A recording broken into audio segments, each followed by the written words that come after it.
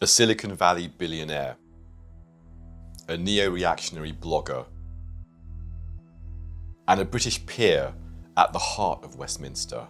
Together, they form part of a transatlantic network, bringing MAGA's ideology, racism, authoritarianism, and tech control into Britain's mainstream. This is the inside story of how Peter Thiel's billions, Curtis Yarvin's ideas, and Lord Glasman's access are reshaping our politics. We call it the Thiel Effect. It's time to rebuild America.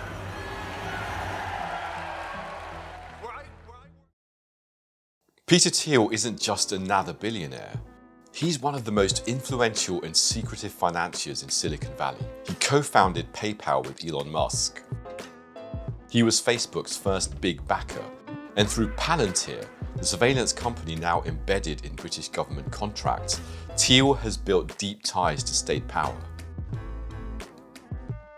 But his politics are just as important as his businesses.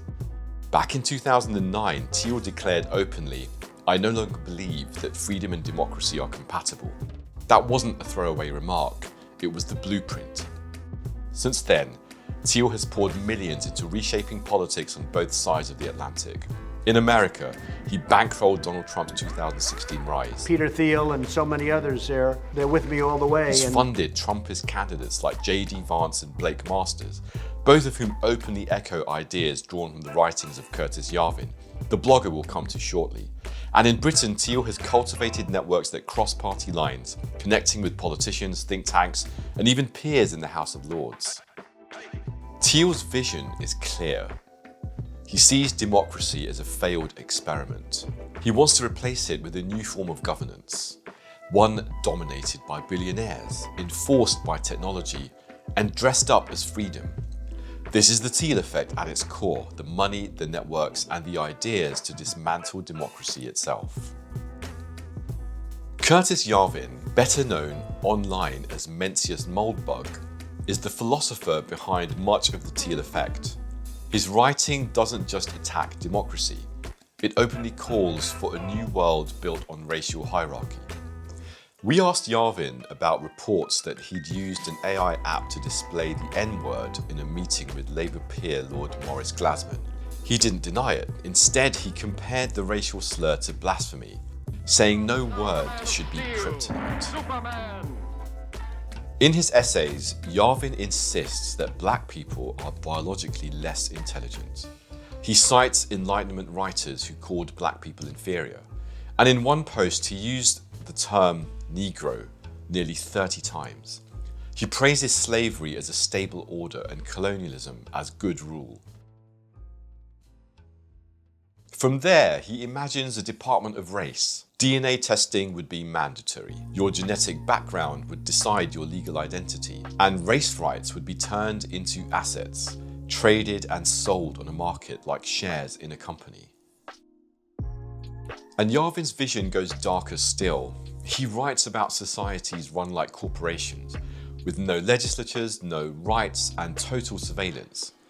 He speculates about exterminating or enslaving whole populations, with the only limit being whether it's profitable. His so-called humane alternative, locking the unproductive in solitary confinement, hooked up to virtual reality headsets to live out imaginary lives. This is not internet provocation. These are the explicit words of the man Peter Thiel has hosted in his home, whose ideas have been echoed by the very candidates Thiel has bankrolled. If Curtis Yarvin provides the ideology and Peter Thiel provides the money, how do those forces arrive in Britain? One answer is Lord Maurice Glasman, founder of Blue Labour, a long-standing Labour peer with a talent for building unusual bridges. In January 2025, Glasman was the only UK lawmaker invited to Donald Trump's second inauguration, at the invitation of J.D. Vance, who admired his writing on class and is now America's vice president. In Washington, Glasman met Peter Thiel and shared tea discussing AI. Crucially, Glasman had been asked by No. 10 Chief of Staff Morgan McSweeney to make contacts inside the new administration and reported back to No. 10 almost daily. Back in London, those ties were reinforced through the Alliance for Responsible Citizenship, or ARC, co-founded by Jordan Peterson. Glasman sits on ARC's advisory board alongside Peterson and Douglas Murray, both of whom believe in so-called race science. The board also includes senior pro-Trump politicians, US House Speaker Mike Johnson and Senator Mike Lee. Peter Thiel himself joined the ARC summit via live stream. This is where the ideological current around Yarvin and Thiel meets respectable platforms in Britain. Glasman also appeared on Steve Bannon's War Room and stayed in contact with Bannon for months after the inauguration.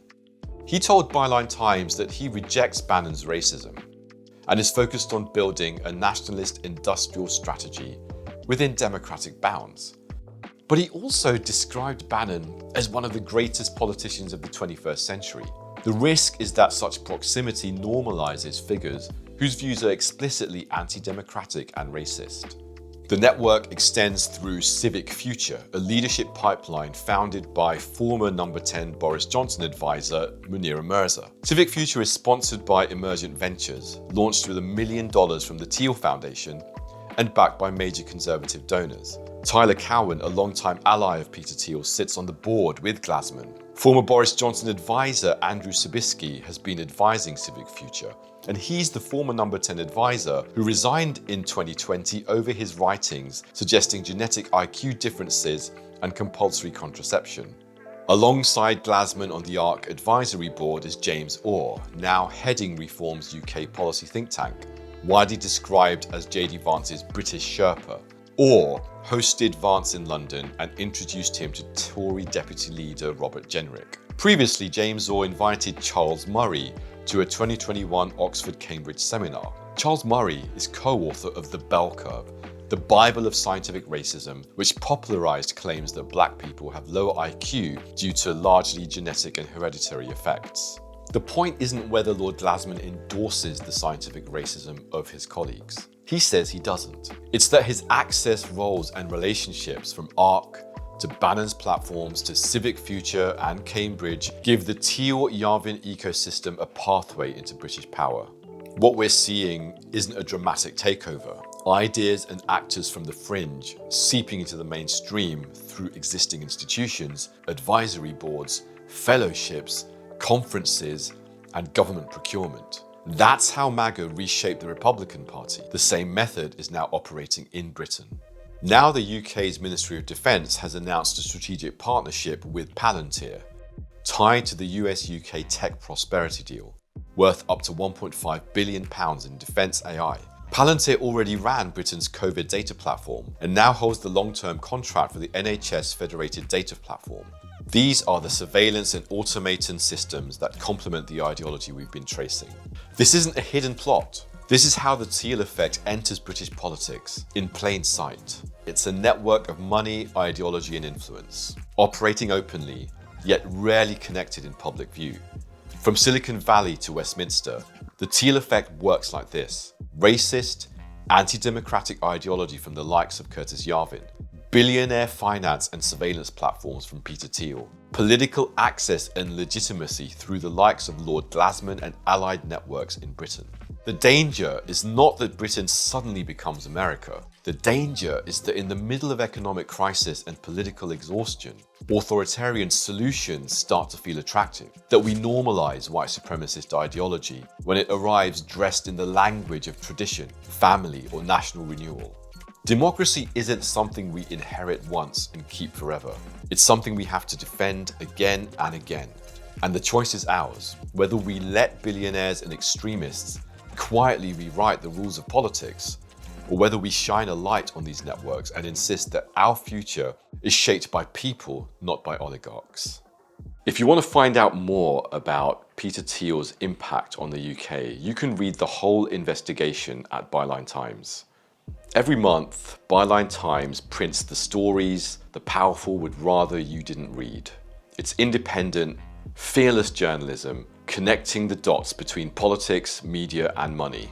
Each issue dives deep into the stories behind the headlines. Subscribe now at bylinetimes.com/subscribe and get the truth delivered to your door.